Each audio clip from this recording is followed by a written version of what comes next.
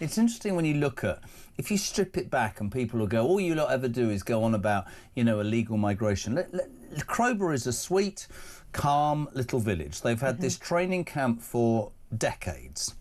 What happened on Friday, for people who's tuning in, is the first 27 arrived in the dark of night. And when I say this to people, they go, what? By 9 a.m. they saw a private GP. OK, just bear that in mind. There's 7 million people waiting to see a doctor who have paid their taxes. This is just fact. By 11 o'clock, they're given a free mobile phone, because if they go missing for more than 5 days, because they're allowed to come and go willy-nilly, they'll go, oh, we'll try and ring them, and if we can't get hold of them, we'll just tick them off. We don't know who these people are. We don't know where they are going to or coming from, and we don't know their motivation. And basically what you've got, and this is not over the top, and it happened in Epping, is a government saying, actually, we favour the rights of migrants over law-abiding, tax-paying citizens who have been here all their lives. That is a recipe for anarchy. Absolutely. And I'm not condoning anything. Peaceful, yes, please, but people are going to go, why am I living my life correctly? This is a joke, man. No, you're completely right. And I think it's quite interesting because Shabana Mahmood will tell the public, no, this is us cutting flashy, expensive hotels. This is us putting, you know, asylum seekers, illegal migrants, as we should call them, in barracks. They're not fancy and this will deter them. No, first of all, it's not going to deter them. That's for sure. They still get all those benefits, as you spoke about. They're still getting NHS, free this, free that. But you can see that the issue is still very much there, and you can see how Labour doesn't understand that it's actually about embedding these men within the local community. Yeah. It's only 20,000 people in that community of Crowborough, and there might be up to 500 illegal migrants placed in there. And Isabel Oakeshott, who you'll have on in a second, has done really great work exposing how in Wethersfield it's been an absolute nightmare because these illegal migrants still go into the community. I mean, they're bussed in there in Wethersfield. They go there, they create havoc. We don't know who they are, what their intentions are, but we do know that they've already broken the law by breaking into this country. So as you can see, there's a very, very horrible situation that's almost like a powder keg that might just explode if something was to happen in Crowborough. And unfortunately, I believe it's inevitable, just looking at the statistics and what's been happening. I don't wish it on the community. No, nobody but who wishes. knows? Nobody wishes that. But you're talking about, to me, there's this word that keeps coming back, right, which is fairness. And I keep saying this. You are saying to people, alarm clock Brits, who get up and go to work, who don't break the law, who pay their taxes, who respect their fellow citizens and live within their community, that you are going to be treated worse than potentially a male criminal with no papers who's going to have his arse wiped. Now, that is a recipe for disaster. About detention centres, personal opinion, yes, out at the hotels. There have to be detention centres, OK? Think of Nightingale hospitals. I don't know, no disrespect to the Orkney Islands. There have to be places that are away from community centres, not places that are nice. Maybe there is barbed wire around them. Maybe the beds aren't that comfortable. You're not getting a mobile phone. You're not getting your backside wiped, because the message I'd want to send to you, to send to your friends back home, is we're not a soft touch. We're not going to treat you better than we treat our own population. And people say to me, they go, it's outrageous, that. And I go, no, it's not. It's unfair to British people. Well, it's not outrageous because we did it in Australia through Operation Sovereign Borders, exactly what you just outlined there, and it stopped the boats within a week. Now, granted, we have had slightly different boats, slightly different issues, but once you give a no-frills attached offering to these sort of opportunistic people who will cross the channel, then they just stop coming, because that's what they are, economic migrants. Let's not call them anything else. And I think it's really horrible, because the town's having to spend over £5.5 million a year extra on policing now for that barracks. So it's not exactly a cheaper option, is it? I mean, it genuinely, none of this makes sense. And Shabana Mahmood needs to get her act together, because the community isn't having it. And their actual prayers to not have this haven't been listened to. And she's threatening everyone across the country with this rollout of putting illegal migrants in barracks. It's quite horrific when you actually think about the scale of what she's trying to do. Thank you to Samara for mentioning me there. But I mean, this is great work that she's also doing for Talk. just bringing to life what is going on in Crowborough, which is so sort of emblematic of the wider problem across the UK with the outrage and fear and rightful indignation of small communities and even larger communities that are profoundly affected by the idea of very significant numbers of undocumented males being allowed to roam around their communities. This is so wrong. And I feel the frustration of voters, ordinary communities. These are people that are not necessarily at all political. You know, they're not motivated by whether they vote Labour, they vote Reform, they vote Conservative. They just see a genuine and perfectly rationally based threat to their way of life and the safety of their children, of women in particular. But they also see a deep injustice and frankly outrageous insult to taxpayers and those who get up and work hard in these people who break the law to come into our country and then just get given everything, and in most cases don't even show respect, never mind gratitude, to the British people for their hospitality. I must say, some of the words you've used there are so perfect, and I've written them down for a reason, because I keep having in my head the unfairness, and I keep thinking about that silent majority who, as you said, have never really been politically motivated, but the sense of, as you put, injustice, the sense of unfairness, the sense of, hold on a minute, this is irrational crap, to be honest, the safety of our children. This is not. I just think that, you know, I remember after Southport, those riots, and it was Starmer jumped up and it was all far right. You look at the work that Samara's doing, the work that you did with the undercover migrants, and you listen to these people, right?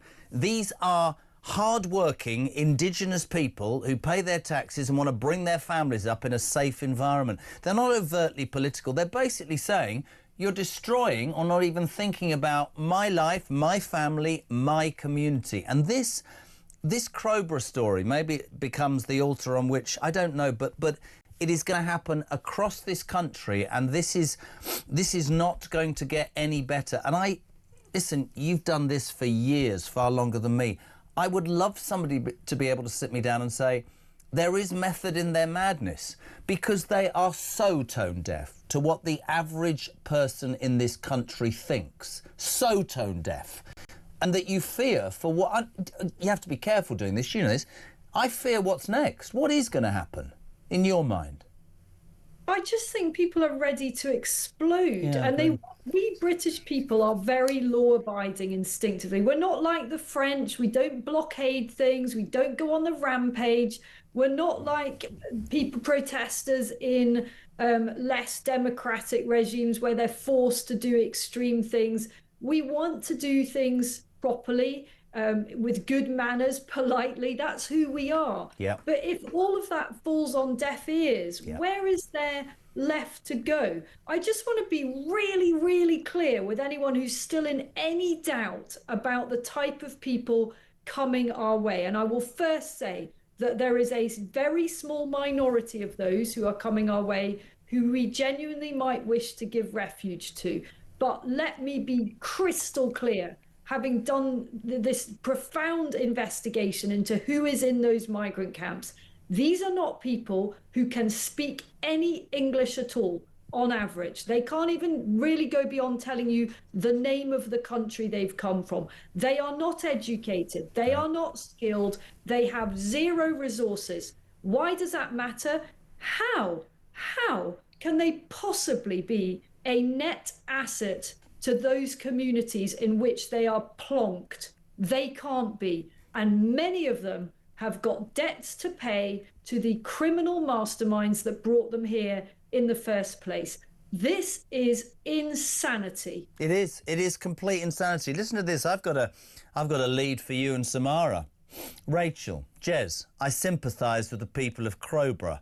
However, this is happening in my town, Walsall, and has been happening for a decade. We are overrun and nobody cares. We're not on the news and no one listens. My town is now the most deprived town in the UK. It is frankly an awful place to live, and that is because it has become a place for people who offer nothing to come to. That's a really interesting lead, because I think, and you know, you and I do this for a living. Of course we have to be careful. If you say the wrong thing, you know, what's going to happen? But the truth of the matter is, and I go back to that text I had months ago, the silent majority have woken up. And Samara's right, they're not massively political, you're right. But they've just had enough of being looked down at, treated so wrongly. And you end up thinking, I don't know what happens, but I tell you what will happen. The people of this country are going to demand change, and whether that's reform, the Greens, the monster raving loony party, the new... It doesn't matter. No longer is this stuff going to be acceptable. It just can't be, and it's awful. I want to pick you up on a couple of other things if I can. The Labour Party, I mean, you're like me. We're not conspiracy theorists, but we've always got an opinion. We've watched Starmer and the NEC, you know, stitch up Burnham. We've seen the far left, or the left, are jumping up and down. Wes Streeting's running around going, oh, Burnham's not in, I've got a chance. Rayner's like, maybe I should go on my own now. Andy Burnham, self-styled King of the North. Ask the people of Manchester, probably not. Starmer's a dead man walking. We know that. But I think I've got a strange belief that Burnham knew he wouldn't be selected and did it so he could become a martyr. I think it was absolutely known from day one. What are your thoughts on the disaster that is the Labour government over the weekend, sweetheart? Just before I get on to that, just finally to say, from the caller that said no one cares about what's going on in Warsaw, I care, actually, and so do a lot of other journalists, and I will make sure that if it's not Samara, then it's me or someone close to me that gets to that town and reports what's going on. They are, Rach. You got that. You got that commitment, Rachel. We will be on Walsall, I promise you. So secondly, on Andy Burnham, well, he would have known that there was a possibility of this blocking movement, and he would have probably decided, well, let's test it and see what happens. And he knows that it plays in his favour, medium to longer term, to have been sort of prevented in this way. And it is so nauseating, isn't it, to hear Starmer's apologists coming on and talking about, well, you know, voters don't like the inconvenience. That was a word he used, the inconvenience of extra elections. Well, I tell you what, Mr. Labour apologist, no voter in our country is forced to go and vote. So I think they'll generally live with the inconvenience. The ones that care about what's happening to their towns and cities. I didn't know democracy was an inconvenience, Isabel. I thought it was a right. I think what it is an opportunity to get rid of politicians and leaders that are failing our towns and cities. It is not an inconvenience. And as for moaning about the waste of money, well, that is completely outrageous, coming from an administration that on a daily basis squanders millions, sometimes hundreds of millions, on totally unnecessary things. So that ain't gonna fly. Completely agree. 16 billion they gave to the Chagos Islands. I'm fascinated as to where this all is. I mean, many people are saying that the reason that they blocked it may be personal ambition for Starmer, but also, yeah, you're right, all this, it's going to cost too much. They knew absolutely they were going to lose that mayoral election. That wouldn't look good before the local elections. To me, it's just kicking the can, excuse the pun, down the road. I think he's a dead man walking. I don't think Andy Burnham is what everybody thinks he is, if you want me to be perfectly honest, and I might say something quite outrageous here. I'd prefer Angela Rayner to have a go, because we'd have a fun few months, wouldn't we? Them Tory boys would be having a go. But it's such a mess. This government seems to not listen to the people of Britain, and we are going... And a lot of people, Isabel, will get hold of us and say, how long can this madness carry on? Are we strong enough as a country to last this? That just all the problems that mount up on a daily basis. Today we've got...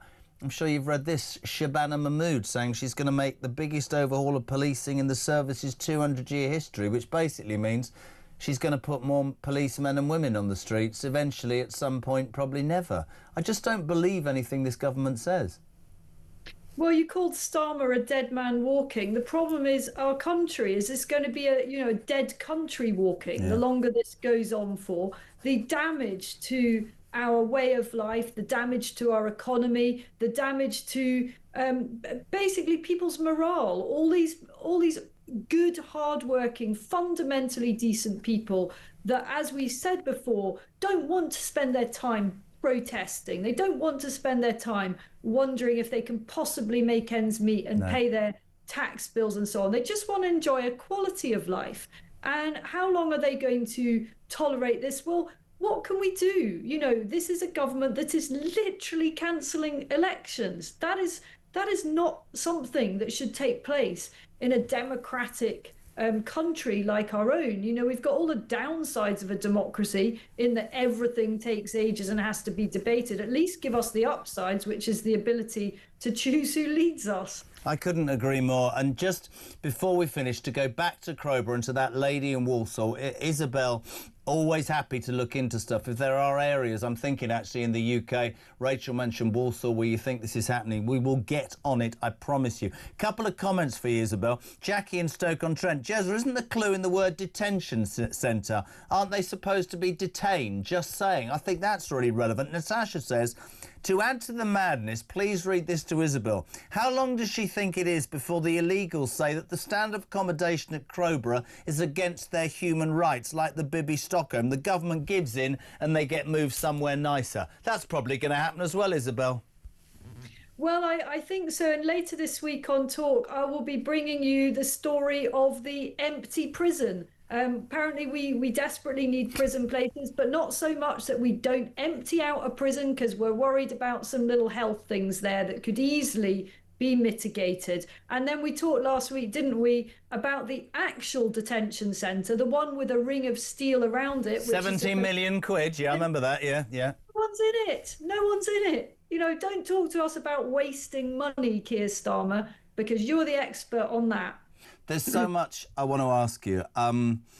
So much. Let's start with Suella, or Suellin, as her mother named her. Yeah, I mean, honestly, who names their child after Suella? Suellin in Dallas. That's really weird because it's not a great character. She was very. Suellin, you're a drunk. You're a drunk. Yeah, Imagine exactly. having your only daughter and naming her after some drunk. I know. You used to play Drink with Dallas. We did in our family. Did you? Yeah, you watched Dallas, and then every time they had a drink, you had a drink. And you'd be 7 sheets to the wind by the end of the evening. I think a lot of students used to do that with the Jeremy Kyle show in the early 2000s on a phrase. That's probably another thing that we shouldn't talk about. Let's talk about Suella Braverman. Yeah. Interestingly, latest defection, she released this sort of bombshell speech afterwards. She said, I feel like I've come home. The Tory party machine, we're told this morning by Sir John Redwood, the leadership didn't know, released a statement saying, we've been trying to deal with her mental health problems, and then retracted it. Not a great look, is it, Sarah? Not really. I think that was a bit of an unforced error, to be honest. I mean, they should have just said, we're sorry that Suella wasn't happy in the party, and we wish her every bit of luck. That's all you say, isn't it? That's the only thing you can really say.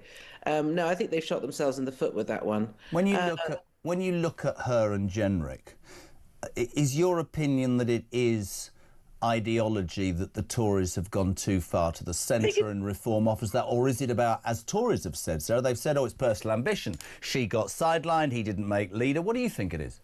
I think it's a combination of things. I think it is personal ambition. Jenrick in particular never really accepted the result of the leadership contest. He came a very close second to Kemi Badenoch.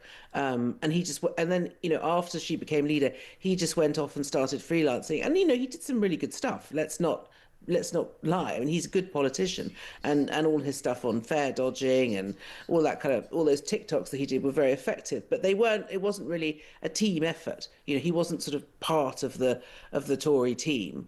I think Suella's always been, even when she was in government, she was always a little bit of an outlier. She's very outspoken. She has very clear views, and she's not afraid to express them. So I think with her, I think it is probably more ideological. I think she is genuinely quite on the right of the party, and I suspect that actually Reform is politically probably much more where she belongs. Do you think Reform and Nigel Farage are these defectors, that he's taking successful Tories who will help, in his mind, provide that experience if and when he gets into government, or are they failed Tories looking to jump onto a bandwagon and save their careers?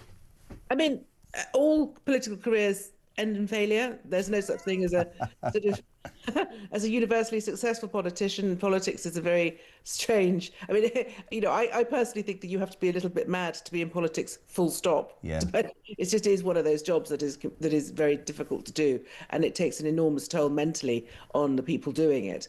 I think that. I think Farage needs to be careful that he doesn't end up with a sort of Frankenstein's monster of a party that is made up of all body parts from other parties that didn't quite work out. I think he's a brilliant campaigner, but his one. The area where he is lacking is he's never actually been in government. He's never been a minister. So I think he's acutely aware of that, and I think that's possibly why he's recruiting people who do have experience. But he needs to remember that I think the general populace would also like a fresh start politically. Yeah. And I think that's half the issue, isn't it? I think you've got, they're sort of split the country, aren't they, between, the man's got no experience, he needs the people who understand the machinations of Westminster, but also there are many people, there's millions in this country who go, do you know what?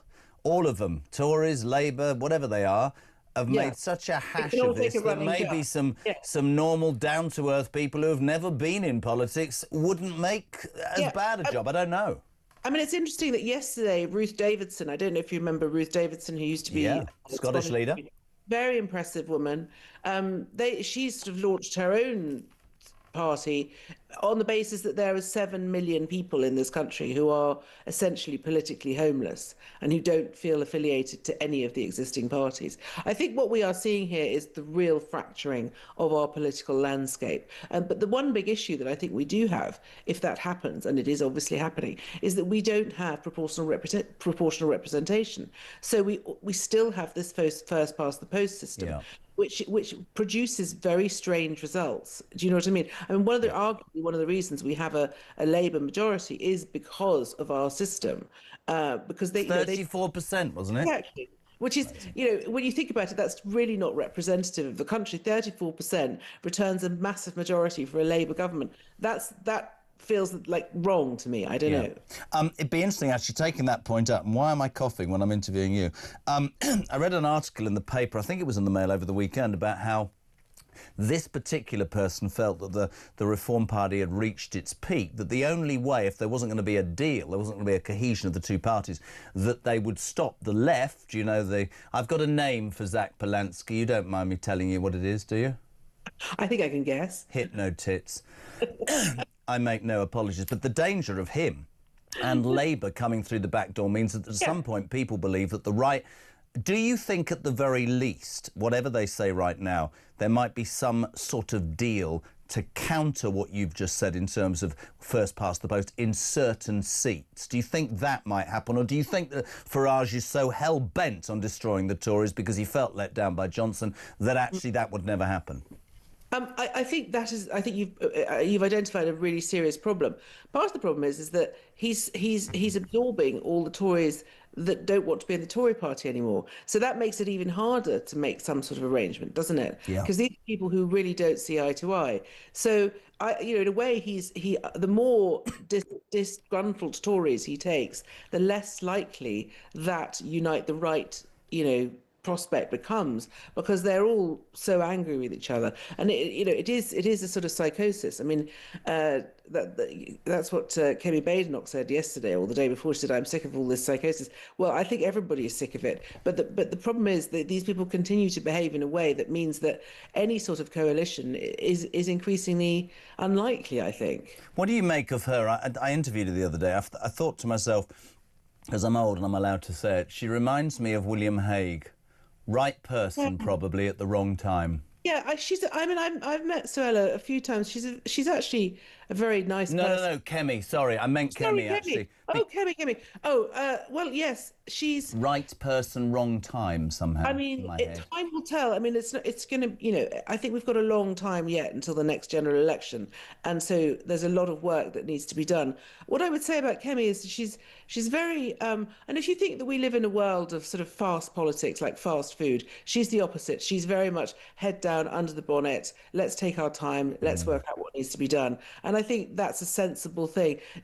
Politicians like her don't always get the glory, is what I would say. So they do a lot of the hard work and put in the time, and she's very much like that. But you're right, whether or not she'll make it to the final hurdle, I don't know. I like her. I think she's quite sort of... Did you hear her Desert Island Discs? I thought that was quite fun. It was quite insightful, I think, into the sort of personality she is. Did you know her favourite movies are? Her favourite movies is the Marvel Universe, which made me laugh a lot because I love the Marvel. All right, ask me this because I'm desperate to be your friend. What do you think my favourite movie is? I'm so unmanly. Is it a rom-com and Ben and Jerry's? Love Actually. Well, that or Notting Hill with my wife. I mean, that is so soft, isn't it? Not When Harry Met Sally.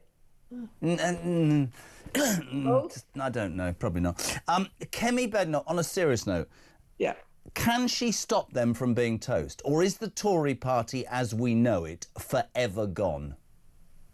I think she's look, I don't think anyone in her position is going to have an easy time. No. The Tory party has a reputational problem, reputational damage. It's got lots of people in this country who just wouldn't vote Tory because they're just so annoyed with them.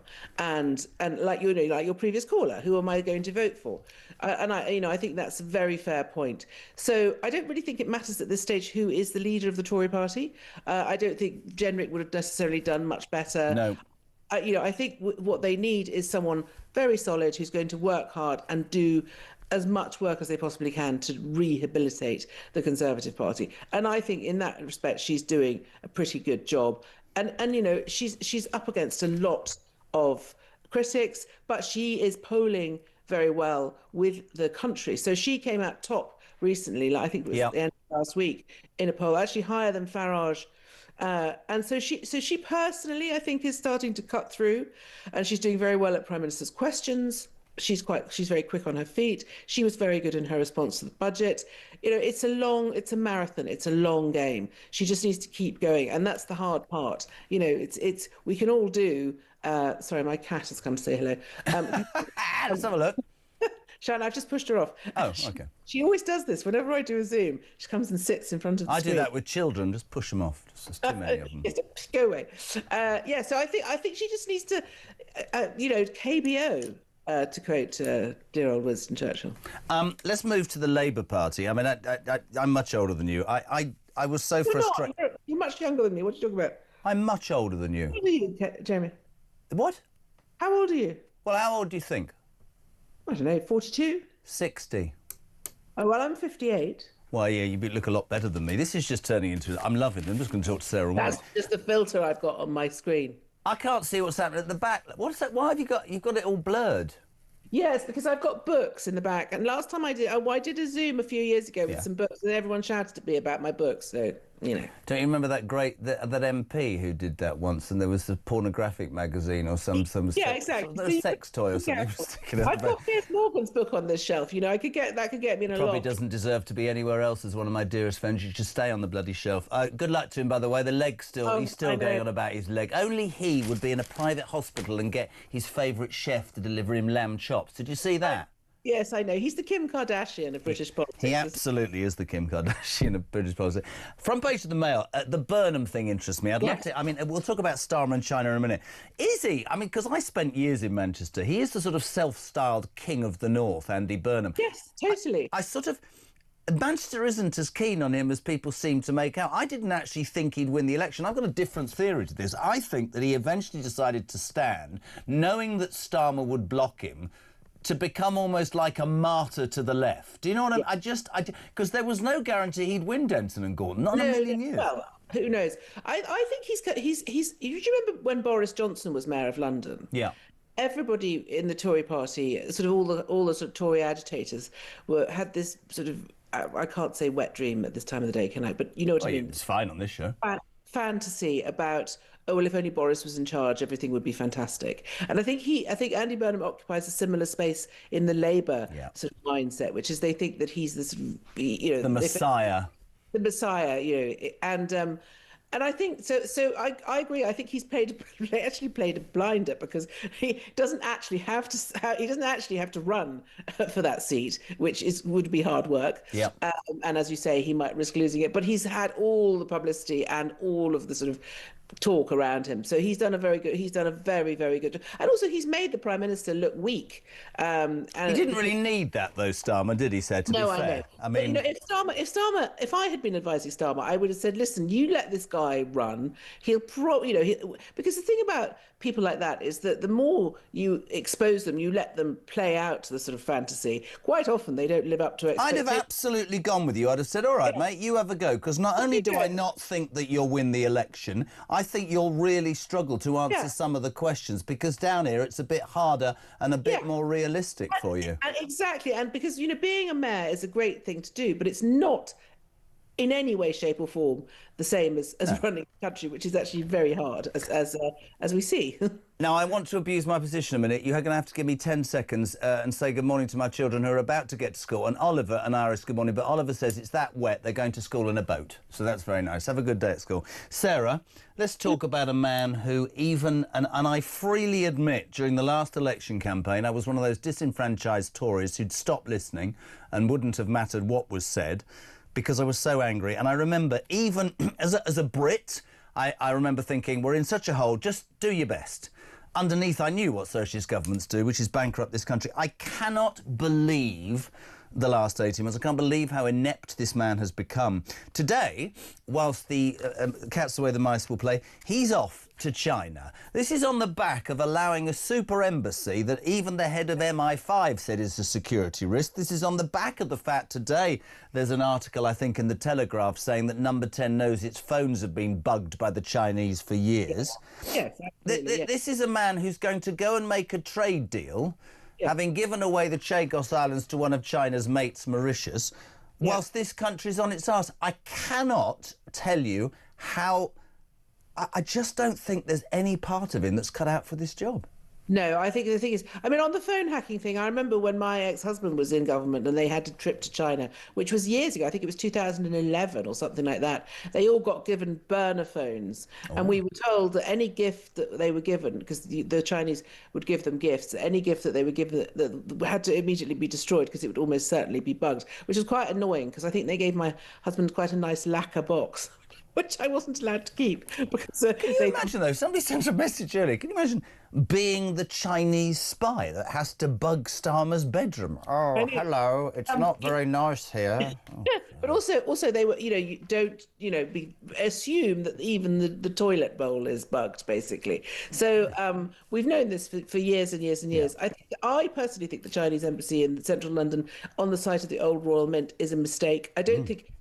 I doubt very much whether they'll be able to cut any cables to the city or anything like that. But I just think it sends a message. You've got this massive Chinese spy hub bang smack in the middle of London. I'm just not sure that's a great idea. And also, it's not the message that I hear him say, I'm off to make a trade deal for the good of Great Britain. Surely, if your fiscal policies weren't actually aiming at destroying small and medium-sized businesses, then the growth in this country wouldn't be on its arse, and you wouldn't need to go cap in hand to these people. I agree, but also I think one thing that COVID, highlighted really without any shadow of a doubt was the fact that we are totally over-reliant on China for so much of our... So much stuff, so many of the things that we take for granted. The whole PPE scandal, that was because it was all because we couldn't get it because China were making all of ours, and components in mobile phones and windmills and solar panels and all of that stuff is made in China, and it's all and China's human rights record is absolutely abysmal. You cannot be certain that the solar panel that's sitting on your roof is not made by some poor slave labor. It's just not okay. And the thing is, a lot of people are saying now, well, because Trump's gone mad, got even madder, and because he's now basically said, I don't care about you. I'm not interested in the transatlantic alliance. Britain and America, we're not really friends. Now, there's that sort of sense that well, who do we pivot to? But I'm not sure that China is the answer. Do you know what I mean?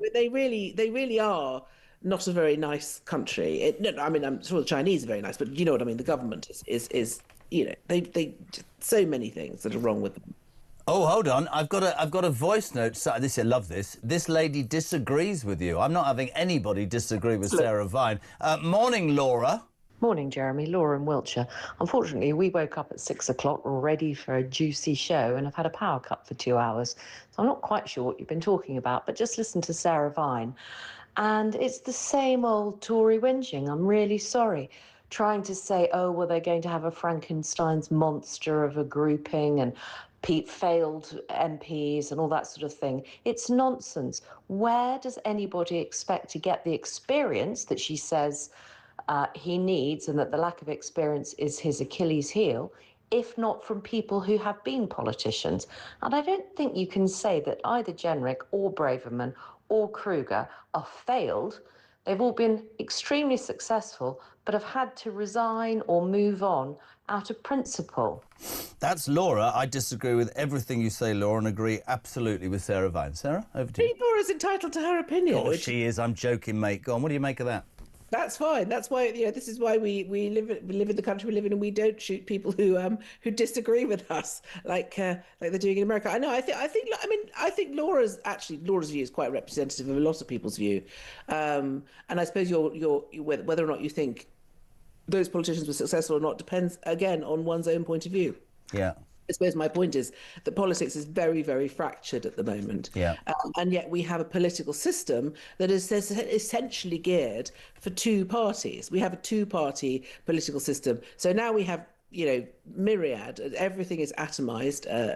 I don't think it will produce the results that people necessarily want. That's the problem. A couple of quick questions before we let you go. Can we do this regularly, please? Yes, of course. I love having... This is brilliant. Will Farage be the next Prime Minister of the United Kingdom? Sarah Vine. Oh, good question. I don't know is the answer. Will Starmer last past May? I think he will, because I think it's very difficult to get rid of him. Do you? If he didn't, who would replace him? Ange? I mean, everyone's saying Wes Streeting. I think he's the most likely replacement, but I'm not sure. It's quite hard for the Labour Party to get rid of their leader.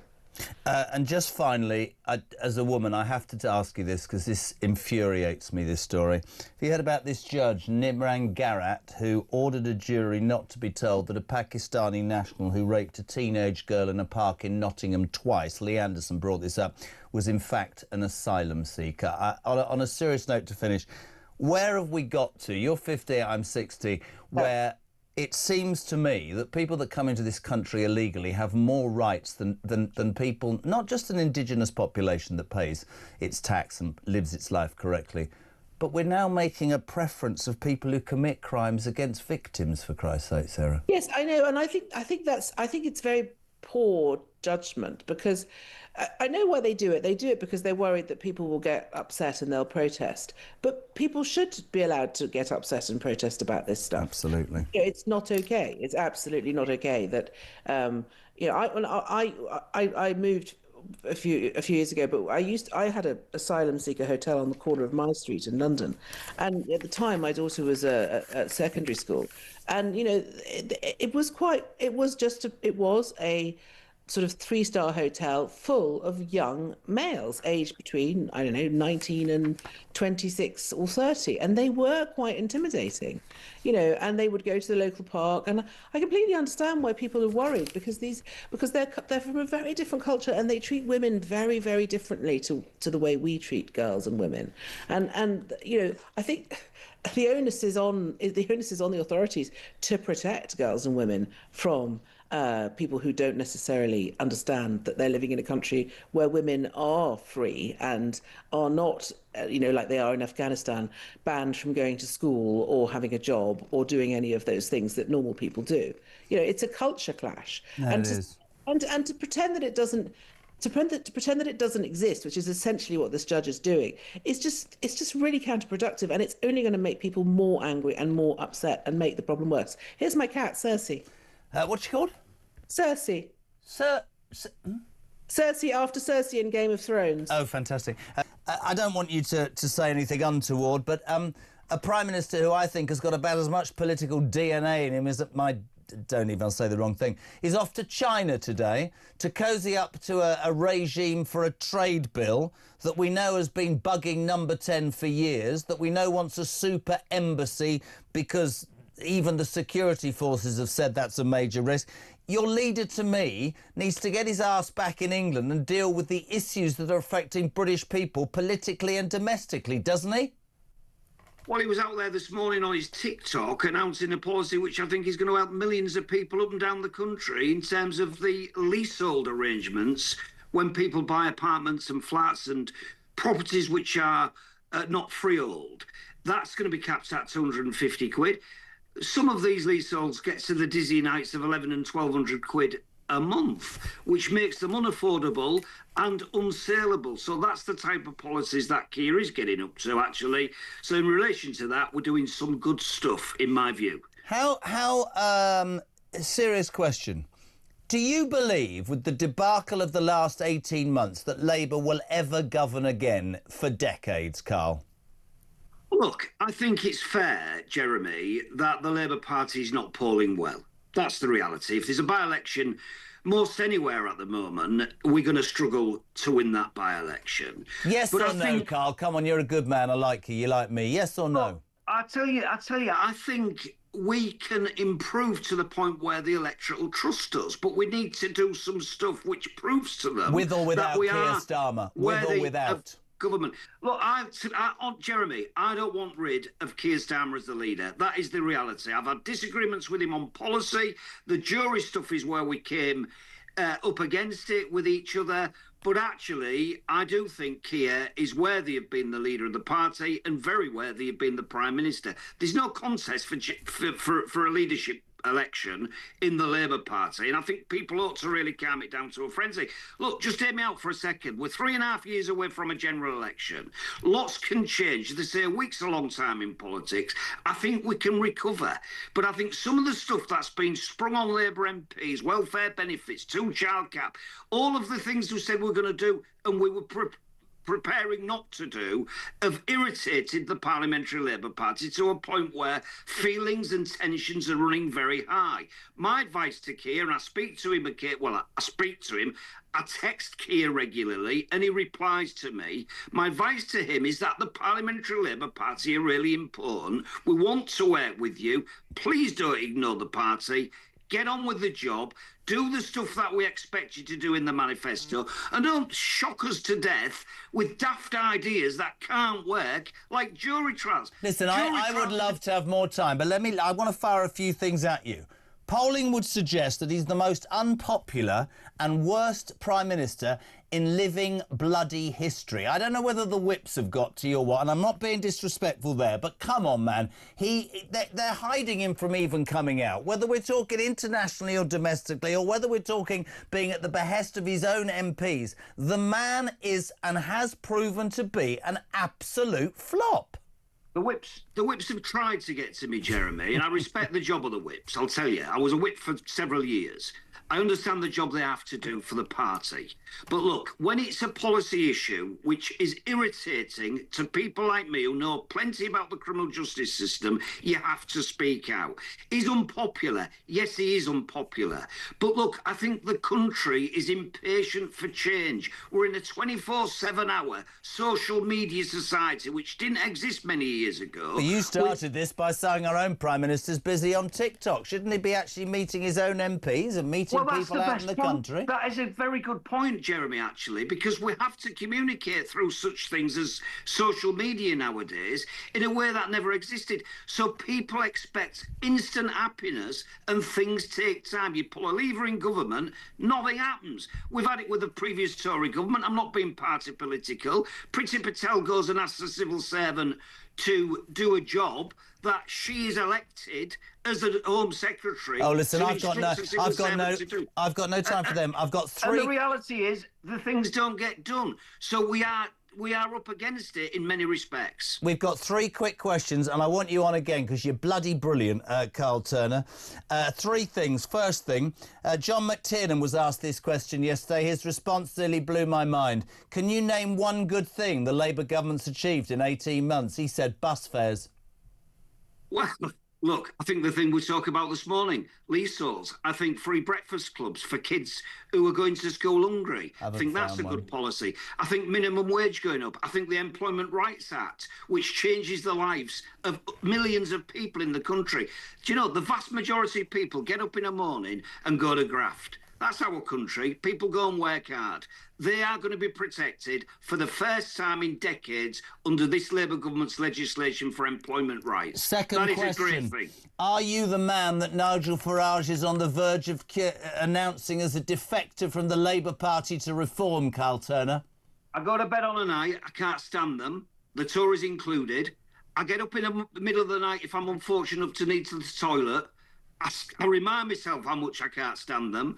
And when I get up in the morning, I remind myself again that I can't stand them even more than when I went to bed. Absolutely categorically, not a chance in hell would I join the Tories, Reform, the Greens, the Lib Dems, or any other party. I'm born Labour, I'll die Labour, Jeremy, I promise you that. I've got to let you go. Final question very quickly. Will you text Starmer and ask him to come on this show, yes or no?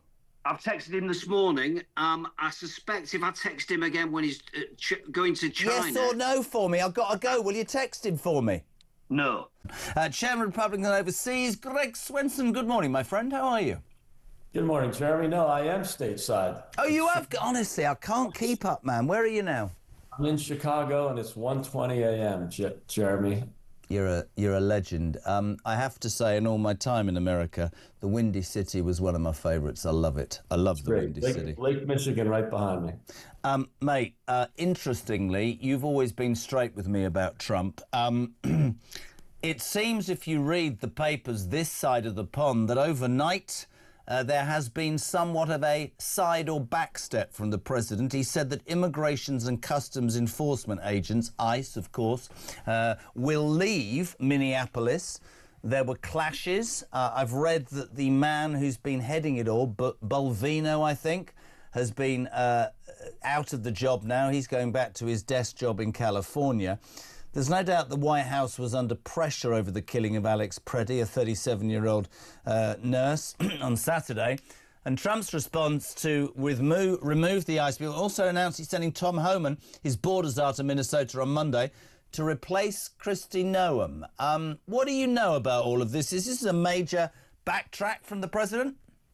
I don't think so, Jeremy. I think it's a bit of a pivot. I think Kristi Noem has not been fired. She's not stepped down. And Tom didn't replace Kristi Noem. Tom actually works for Kristi Noem. So she's the head of the Department of Homeland Security. So she's she reports directly to President Trump.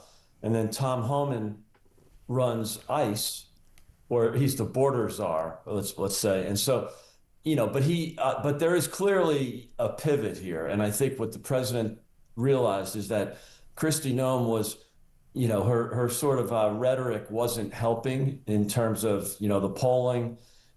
Whereas Tom Homan is more of an on the ground. He runs the border enforcement, let's call it. So, I think in this case, he realized that, Kristi was a bit toxic in terms of how the, ICE was perceived.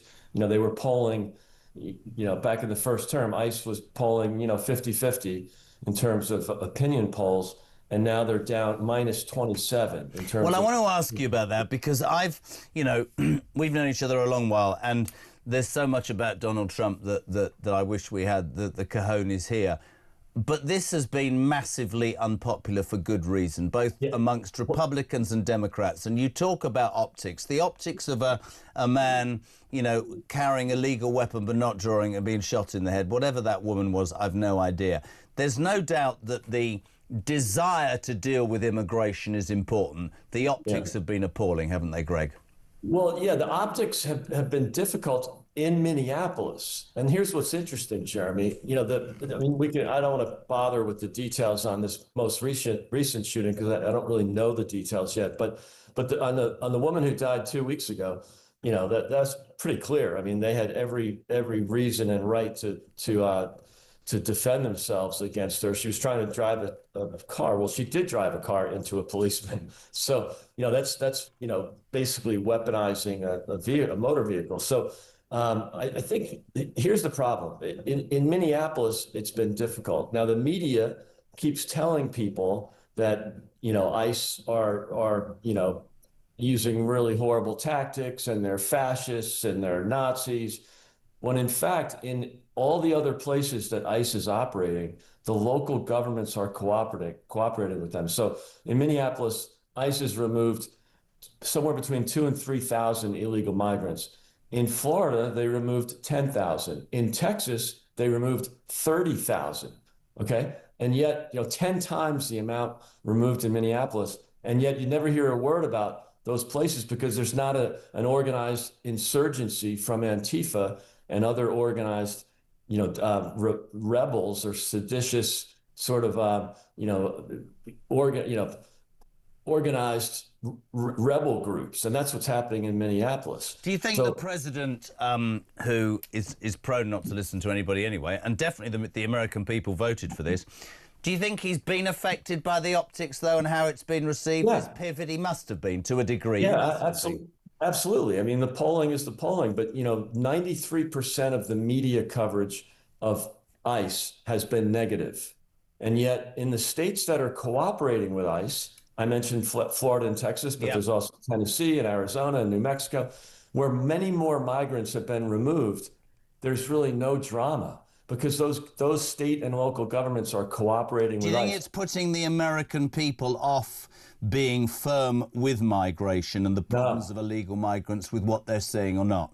No, and I think what the president will do in Minneapolis, he's got at least a rapport with Governor Walz and this guy, Mayor Fry, who are, you know, really behaving horribly.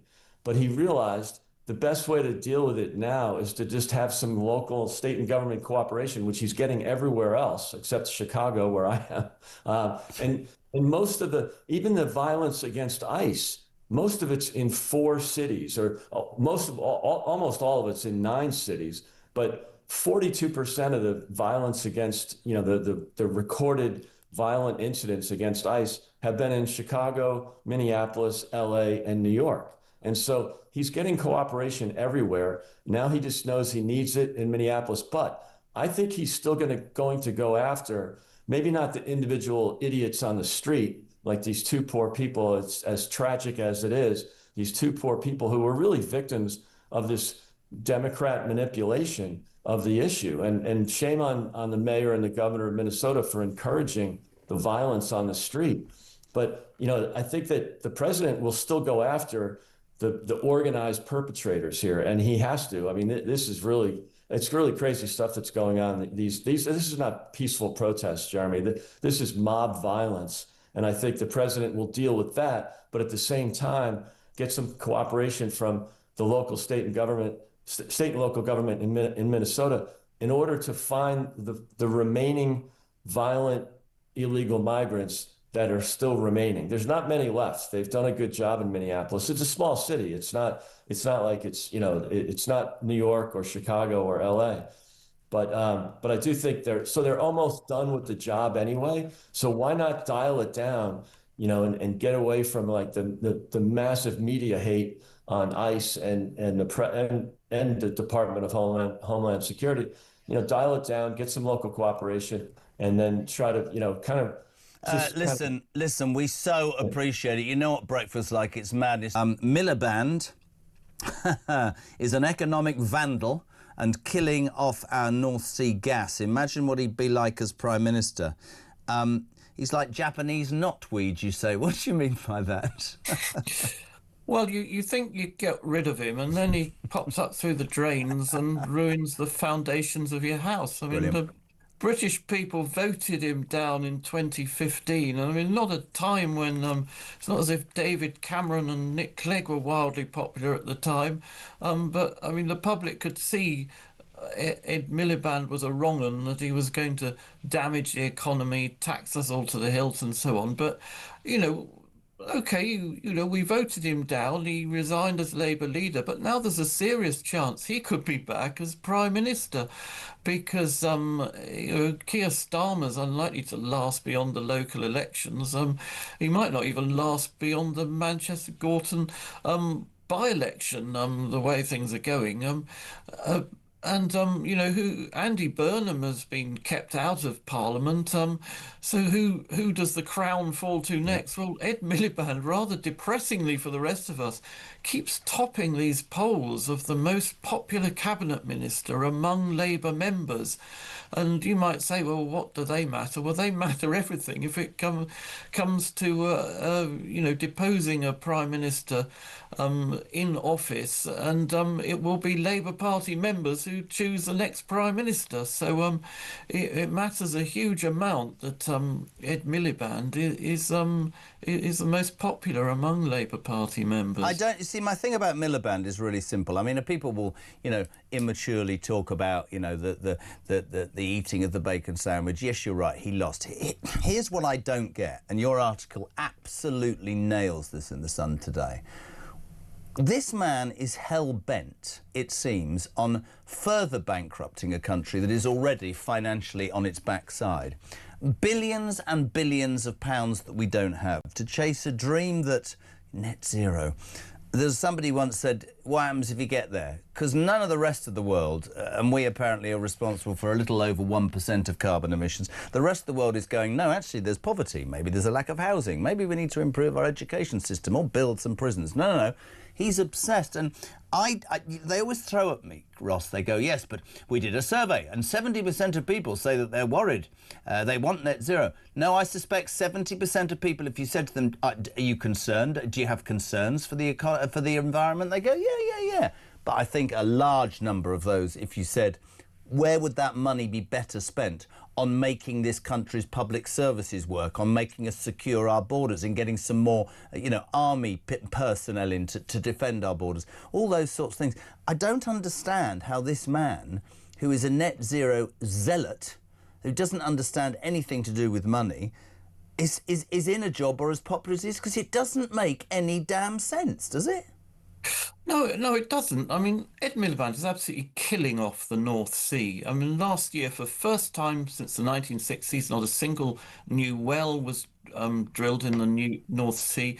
There's a report by the Jobs Foundation this week suggesting 60,000 jobs could be lost in Aberdeen as a result of the end of oil and gas. And what is Ed Miliband's famous green jobs going to offer in return? Well, very most 1,000 jobs have been promised at this rather dubious quango Great British Energy, which sorry, can we just talk about where is Great British Energy? Who runs Great British Energy? Where are its offices? That is just a figment of Starmer's bloody imagination. Does anybody know anything about it, Ross?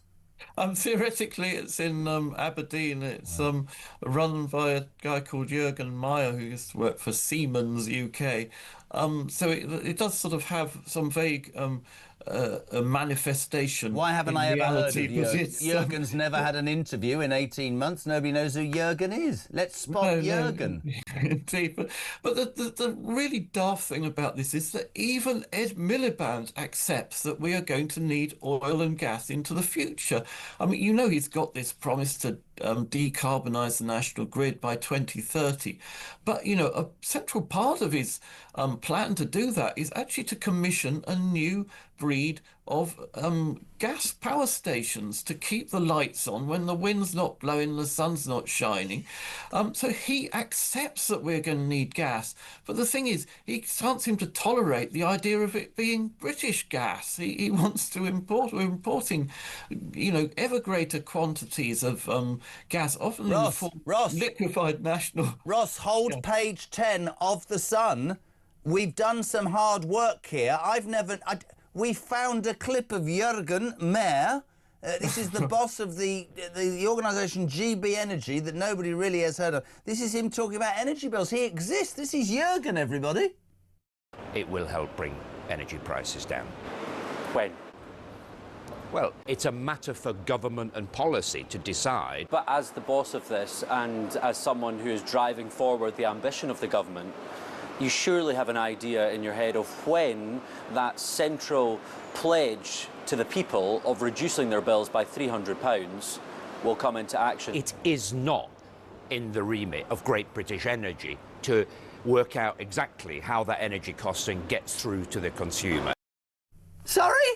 The man's an absolute tool. Are you sorry? So he's the head of an organisation that nobody understands, that's being presumably costing us millions of pounds, and he basically says it's not my responsibility to lower your bills or tell you when that's going to be. Does that not just, Ross Kling, seriously, sum up this bloody government in about 3 minutes perfectly? Well, it says it all, doesn't it? Yeah. I mean, the idea of Great British Energy is it's supposed to invest in new sources of green energy, but I mean, private industry's been doing that for the past 20 years anyway, and you know, egged on by these massive subsidies.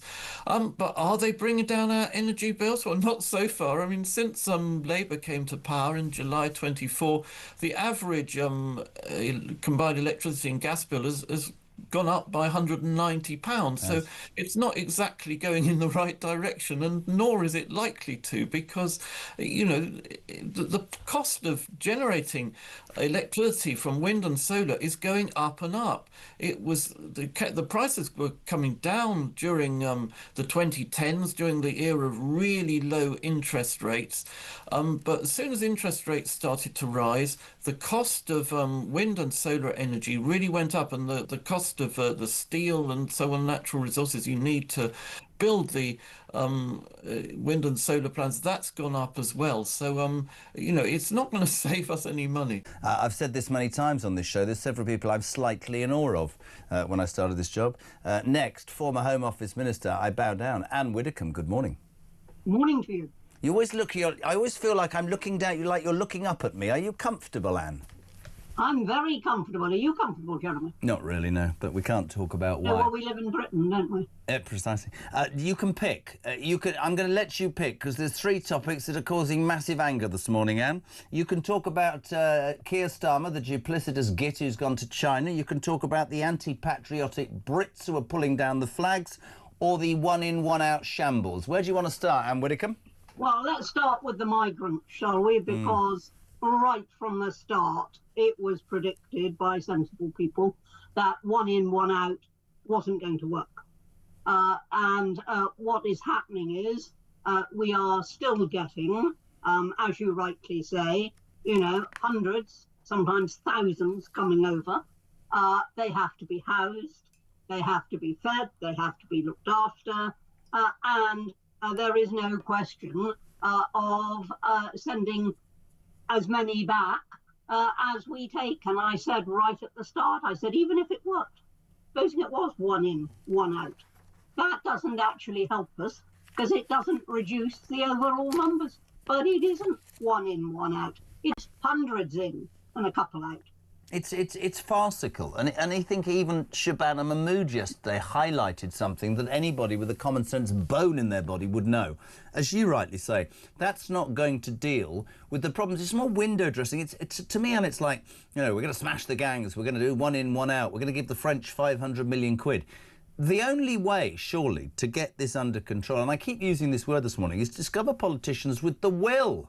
The verve, the desire. And if it takes the Navy in the Channel, if it takes a detention centre that isn't the Ritz, if it takes hard graft of making more deals with more countries for returns, then bloody well give me a politician who says he'll do or she will do that. That's all.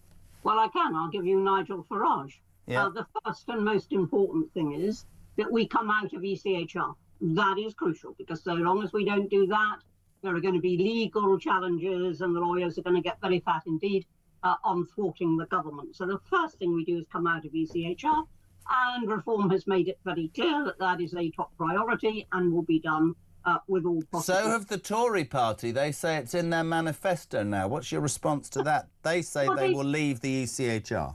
Well, they play catch-up. They spent 14 years giving us all the reasons why we couldn't leave ECHR. And then as soon as Reform announced that we are actually going to do it because we know that we can do it, suddenly the Tories discover that it can be done. So what they're doing is playing catch-up. But that is the first thing that is necessary. Then the second thing that is necessary is that you don't house illegal migrants in the community, in houses of multiple occupation or in hotels. What you do is you house them in secure detention centres. Yeah. Look at Crowborough. It's not secure. And yet it's going to take a very large number of migrants, and it's not secure. You house them in secure detention centres. You tell them on the shore that their claim for asylum won't even be examined because they patently obviously come from a perfectly safe country, and therefore we will not entertain an application for asylum. So you've got refusal, then you've got detention, and then the last stage, of course, is deport. And that is what the policy has to be. And Jeremy, yes, of course it's littered with difficulty, but it's a long, long way from impossible, and we have to get on with it. And you're quite right. I've been using that expression, will, for a very long time. You need politicians with the will.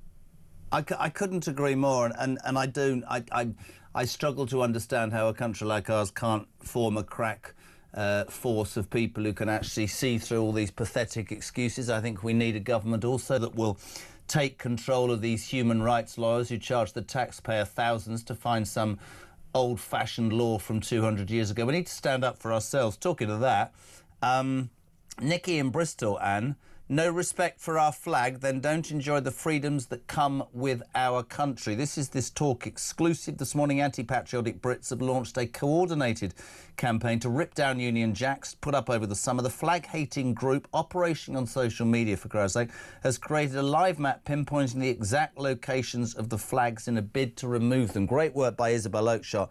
Why are we, Anne Widdecombe? You were a Home Office minister. You were a stalwart for years. How have I ended up living in a country where government buildings, for example, will fly the European flag, they'll fly the Gaza flag, the Palestinian flag, the I'd like to have my hair done flag, but apparently the Union Jack or the George Cross or whatever is racist or inflammatory or divisive. I think it's an absolute outrage, mate. I really do.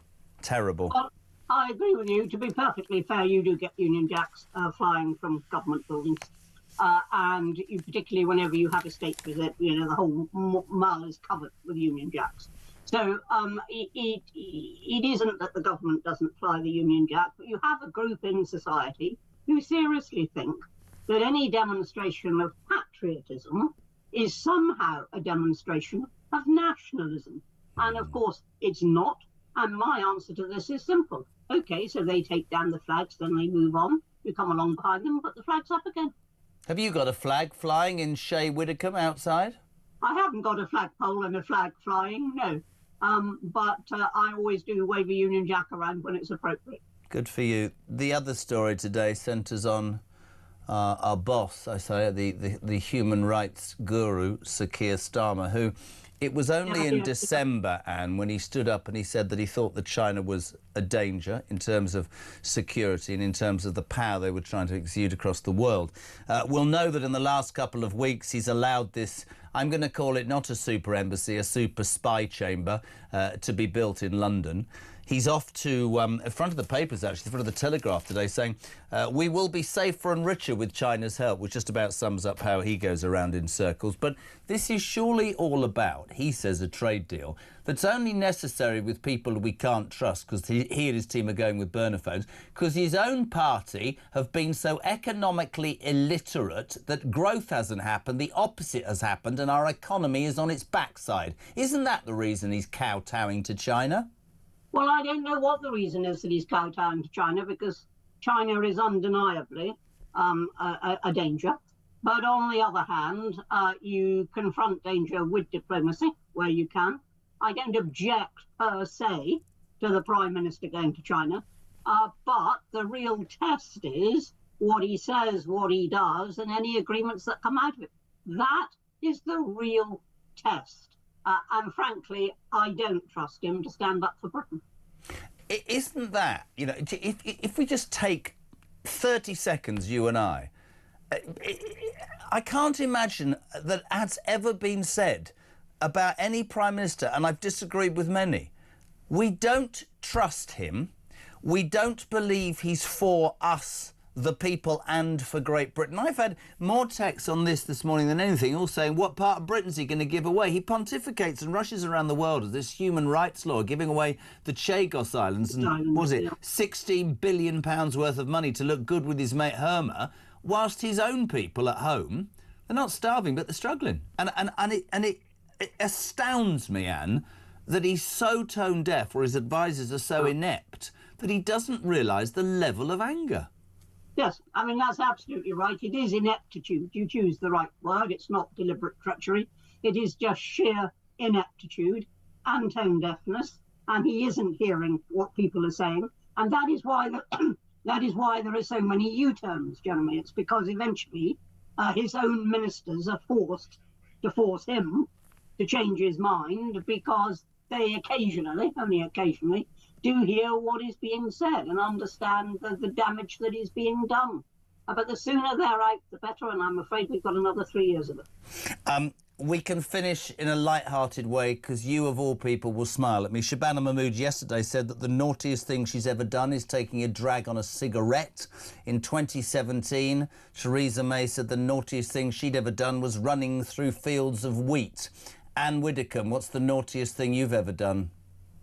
I dressed up as a ghost along with another girl, and we walked through, I went to a convent boarding school, we walked through the convent at midnight. What we didn't understand and didn't know was that a nun was dying at that time, and of course we gave everybody a terrible fright. Oh, Anne Widdecombe, story of the morning. We love having you on, my sweetheart. Thank you so much indeed.